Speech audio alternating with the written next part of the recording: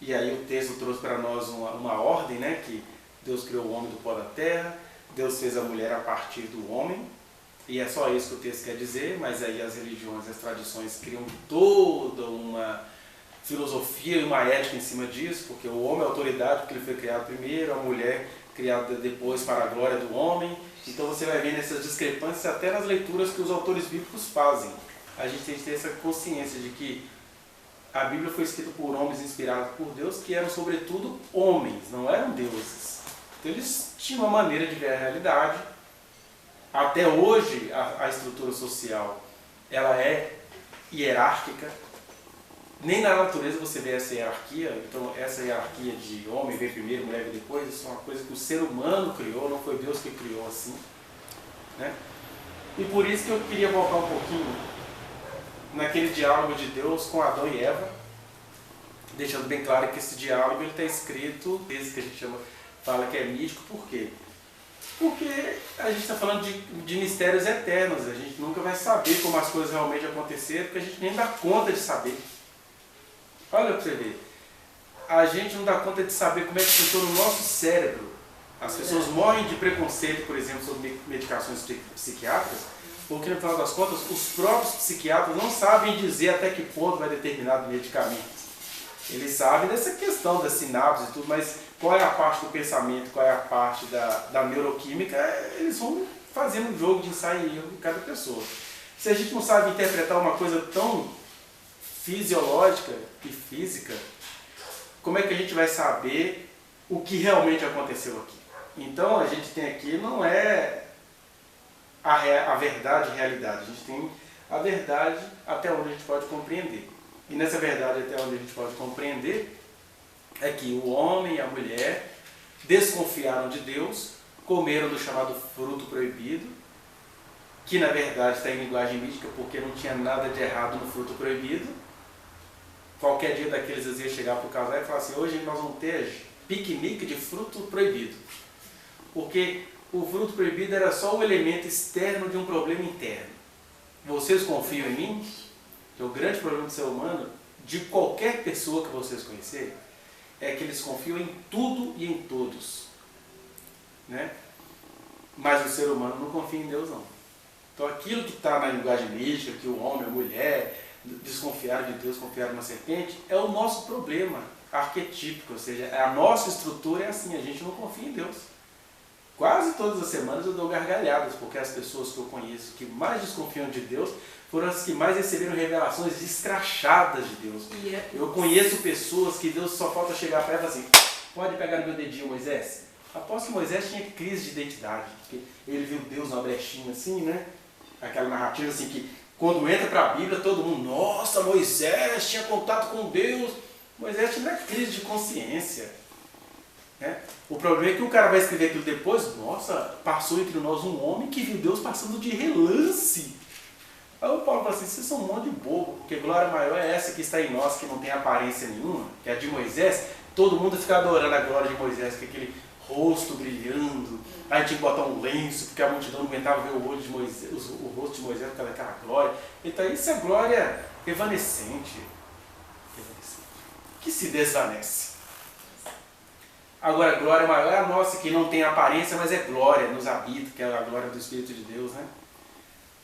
E aí a gente adora Moisés depois, porque na hora Moisés ficava duvidando se era Deus mesmo. Você vê, ó, Deus falou com Moisés, Deus fez grandes sinais em Arão. Na primeira chance que Arão tem, o que ele faz? E constrói um bezerro de ouro. Olha aqui, ó, esses são os deuses que te tiravam. Era um homem com quem Deus falava.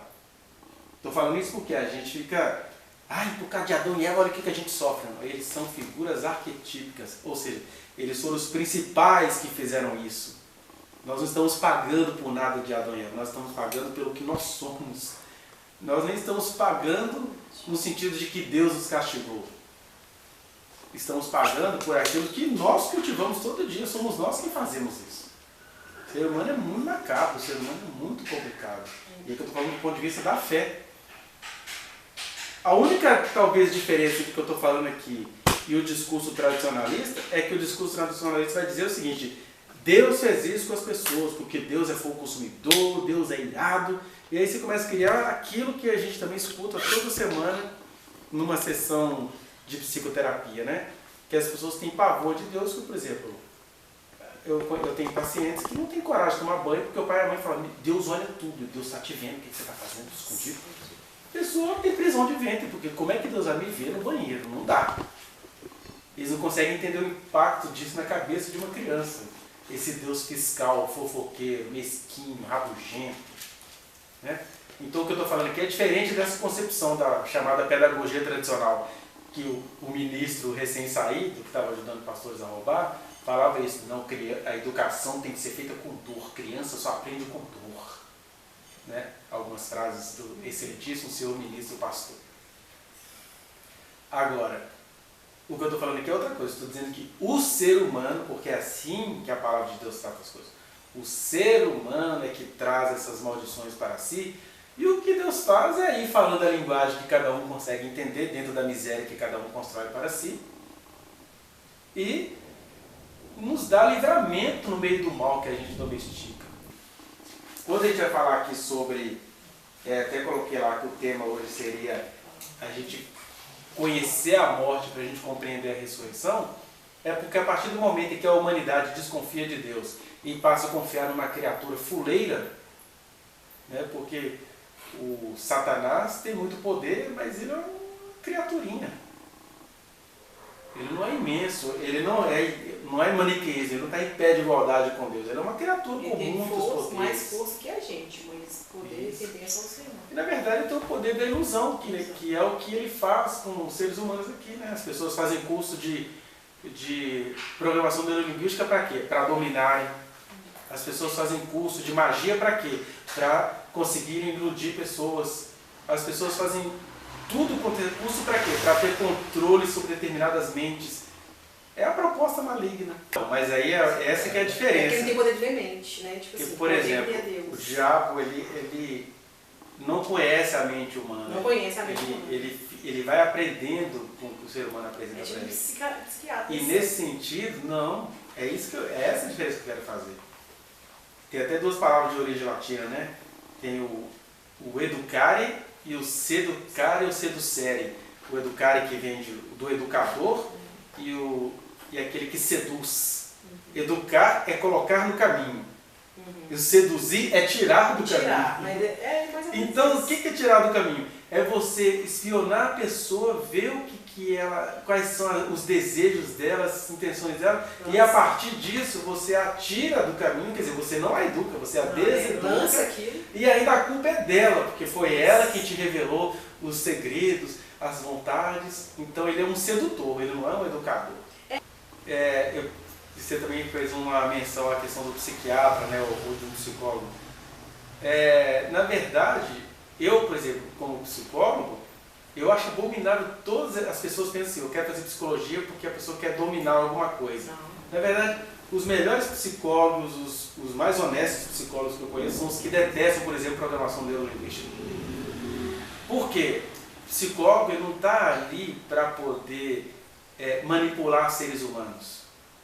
Né? Só se ele tiver uma veia assim, nazista. Você tem algumas teorias que vieram de cientistas nazistas que estiveram ali para manipular seres humanos. E ainda falam, não, mas graças a isso que o conhecimento avançou. Não foi. Né?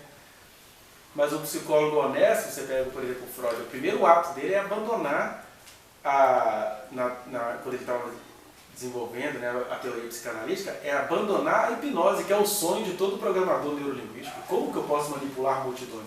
Aí você vai vendo pastores lambendo o dedão do pé do diabo quando eles se programam para saber manipular um rebanho. Quando para Jesus é o contrário. Esse rebanho tem dono, eu tenho que servir o rebanho, não é fazer o rebanho me servir. Então, o sedutor, ele faz o rebanho servi-lo.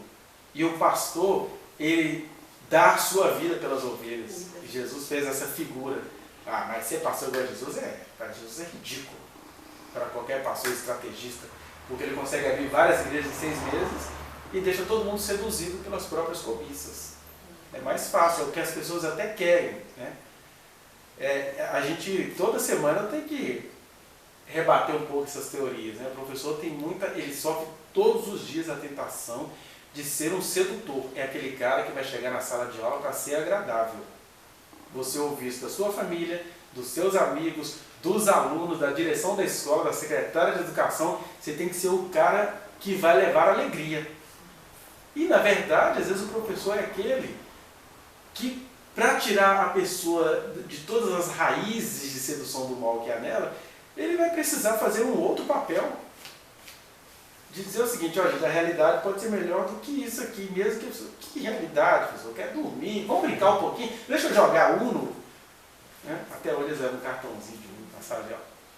Mas assim, aí você fica naquela interpretação, ou você ganha todo mundo e ninguém aprende nada, ou você ensina e poucos aprendem, mas os poucos que aprendem são os que vão mudar o mundo um pouquinho. Aí a gente tem que ter essa esperança maluca que Jesus deu aos profetas, que Jesus deu aos apóstolos, que Jesus dá a todo quem crê nele. Mas é um jogo muito difícil, porque você está num mundo entorpecido, né? Quem é que vai dizer o arquétipo da Babilônia? As suas muitas seduções, suas muitas orgias, suas muitas feitiçarias. Feitiçarias é no sentido de magia. As pessoas fazem de tudo para ficarem ébrias.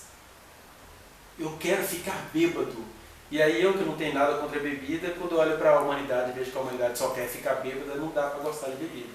Vá no link que está aqui na descrição e acesse a reflexão na íntegra. Se você quiser acrescentar algo, falar comigo, vá às minhas redes privadas, eu estou no Instagram, no Facebook, no Twitter, a gente pode conversar por lá. Não se esqueça de dar o like nesse trechinho de vídeo, compartilhá-lo e se inscrever neste canal, apertar o sininho para você receber as notificações. Muito obrigado.